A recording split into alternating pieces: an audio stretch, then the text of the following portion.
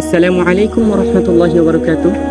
কালকে সকাল 9টায় সোহরাওয়ার্দী উদ্যানে বাংলাদেশ হেফাজতে ইসলামের মহাসমাবেশে যারা যারা উপস্থিত থাকবেন তারা এই কমেন্টে বলে যাবেন।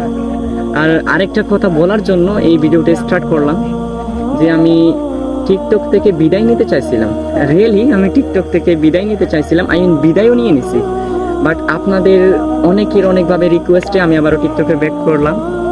সো আসলে সত্যি বলতে আমি টিকটক থেকে বিদায় নিতে চাইছিলাম এই কারণে যে এই বছরে আমাদের মাদ্রাসায় নিয়মটা অনেক কঠোর করছে। সো মোবাইলটা ইউজ করা অনেক রিস্ক হয়ে যায়, কারণ খোলাখুলিভাবে বলে দিছিল যে মাদ্রাসায় যদি মোবাইল ইউজ করি তাহলে যদি ধরা পড়ি তাহলে মাদ্রাসা থেকে নাম কেটে দিবে, এরকমও কথা উঠছে। সো এই কারণে আমি চাইছিলাম যে টিকটক থেকে বিদায় নিব, ভিডিও আপলোড দিব না, মোবাইল ঠিকভাবে ইউজ করবো না। বাট আপনাদের রিকোয়েস্টে আমি আবার ব্যাক করলাম। আর আমি টিকটকে ব্যাক করলাম ঠিকই, বাট আমি আগের মতো দিনে 3টা-4টা ভিডিও আপলোড দিতে পারবো না। সো আমি সিদ্ধান্ত নিলাম যে সপ্তাহে অতি জোরে 3টা থেকে 4টা ভিডিও আপলোড দিব। আর সবাইকে একটা অনুরোধ করব যে আমি যখনই ভিডিও আপলোড দিই আপনারা আমার পাশে থাকবেন।